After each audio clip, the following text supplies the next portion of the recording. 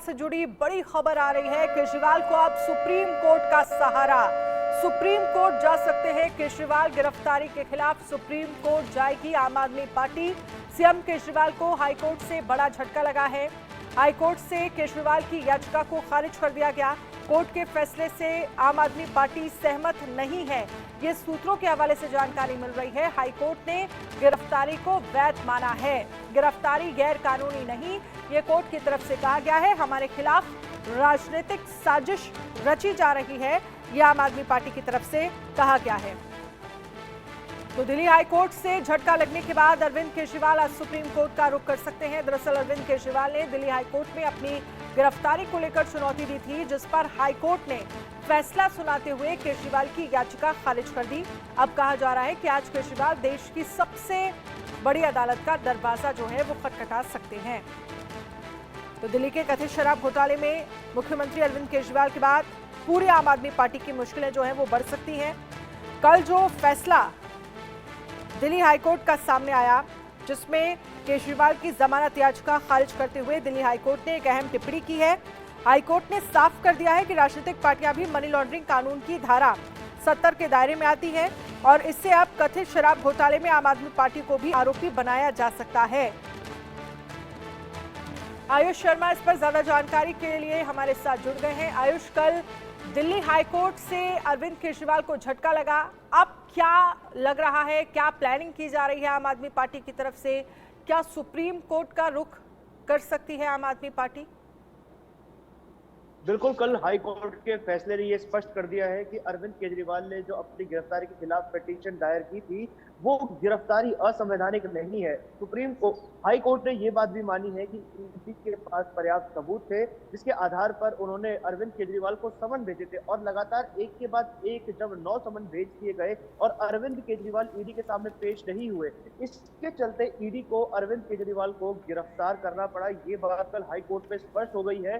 Court ने अपने order में अरविंद केजरीवाल को झटका दिया है। जहां एक और मनी लॉन्ड्रिंग की बात की जा रही थी, दूसरी ओर ये बात कही गई थी अरविंद केजरीवाल के वकील अभिषेक मनु सिंघवी की तरफ से कि एक तो व्यक्ति जिसने बीजेपी को इलेक्टोरल बॉन्ड के जरिए पैसा भेजा और उसके बाद उसे टिकट दे दी गई और उसने अपने बयान में अरविंद केजरीवाल का नाम लिया। तो इस पर हाई कोर्ट ने भी अपना रुख स्पष्ट करते हुए ये कहा कि राजनीति में क्या हो रहा है उससे कोर्ट को मतलब नहीं है। कोर्ट जो है वो सबूतों पर, गवाहों पर और दलीलों पर चलता है। कोर्ट राजनीतिक फैसलों पर नहीं चलता। राजनीति में क्या हो रहा है उससे कोर्ट का कोई लेना देना नहीं होता है। और जब केजरीवाल को कल हाई कोर्ट ने राहत नहीं दी, उसके बाद से कयास लगाया जा रहा है कि आज सुप्रीम कोर्ट का दरवाजा अरविंद केजरीवाल के वकील खटखटा सकते हैं, क्योंकि आज इस हफ्ते का आखिरी दिन है जब सुप्रीम कोर्ट काम करेगा। कल ईद की छुट्टी होगी, शुक्रवार की फिर छुट्टी होगी और सैटरडे संडे सुप्रीम कोर्ट काम नहीं करता है। यानी अगर आज अरविंद केजरीवाल के वकील सुप्रीम कोर्ट का दरवाजा नहीं खटखटाते हैं तो सोमवार से पहले वो सुप्रीम कोर्ट में नहीं जा पाएंगे हाई कोर्ट के इस फैसले के खिलाफ। अब सुप्रीम कोर्ट में क्या कुछ दलील रखी जाएगी वो देखने वाली बात होगी, क्योंकि अक्सर क्या होता है कि सुप्रीम कोर्ट हाई कोर्ट के फैसले के आधार पर ही अपना फैसला सुना दिया करता है। कई बार बेल पिटीशन होती है, रिव्यू पिटीशन होती है, वो खारिज कर दी जाती है। पर क्योंकि अरविंद केजरीवाल मुख्यमंत्री है तो जो संभावना है खारिज होने की वो कम है। लेकिन हाई कोर्ट में क्या दलीलें रखी जाएंगी अभिषेक मनु सिंघवी की तरफ से वो देखने वाली बात होगी। इसके साथ ही अभिषेक मनु सिंघवी की तरफ से दिल्ली हाईकोर्ट में जो दलीलें दी गई थी, जिसमें ये कहा गया था कि जिस वक्त ये गिरफ्तारी हुई है टाइमिंग को लेकर सवाल खड़े किए गए, एक पूरी प्लानिंग के साथ गिरफ्तारी हुई है, ये भी कहा गया। चुनाव प्रचार ना कर सके आम आदमी पार्टी या अरविंद केजरीवाल, जिसकी वजह से उन्हें जेल में डाला गया। लेकिन इन तमाम चीज़ों को दिल्ली हाईकोर्ट ने खारिज कर दिया।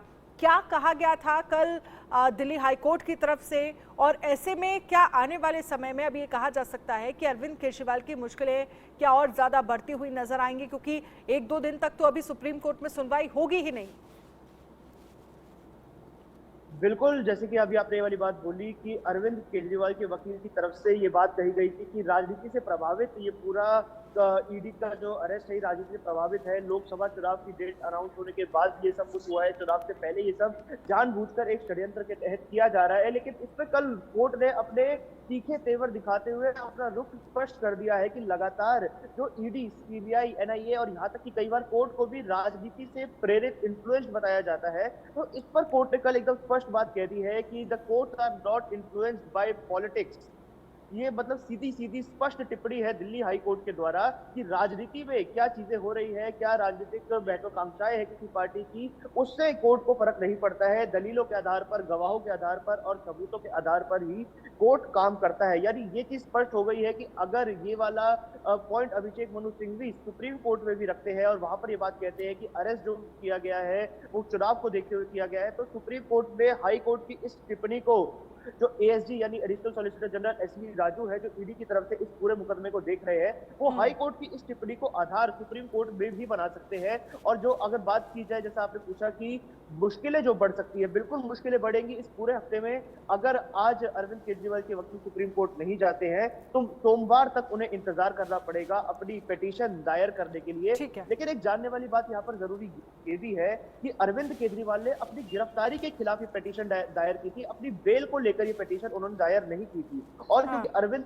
केजरीवाल अब जुडिशियल कस्टडी में है, यानी कोर्ट की कस्टडी में है, उन्होंने जो याचिका दायर की थी वो थी ईडी कस्टडी के खिलाफ। यानी अगर उन्हें हाई कोर्ट से कल राहत मिल भी जाती तो भी अरविंद केजरीवाल को जुडिशियल कस्टडी में तो रहना ही पड़ता, क्योंकि ईडी कस्टडी से वो पहले बाहर हो चुके हैं। सिर्फ इसमें एक फायदा अरविंद केजरीवाल का ये होता कि जो 10 दिन की उनकी जुडिशियल, माफ कीजिए, जो 10 दिन की उनकी ईडी कस्टडी थी वो पूरी हो गई थी। 4 दिन की ईडी कस्टडी अभी और ले सकती थी ईडी, लेकिन सवाल ये भी आयुष कि आखिरकार ईडी कस्टडी में क्या पूछताछ को लेकर एक डर है आम आदमी पार्टी को, क्योंकि बार बार ये कहा जा रहा है कि तमाम वो लोग जिनकी पहले ही इस मामले में गिरफ्तारियां हो चुकी हैं उनको आमने सामने बैठाकर, अरविंद केजरीवाल के सामने बैठाकर पूछताछ जो है वो ईडी कर रही है, और जिसमें के कविता भी है और भी तमाम नाम है, जिसमें साउथ की लॉबी से जुड़े भी है, जिससे 100 करोड़ जिसका जो बड़ा आरोप लगा है इस पूरे न्यू एक्साइज पॉलिसी में।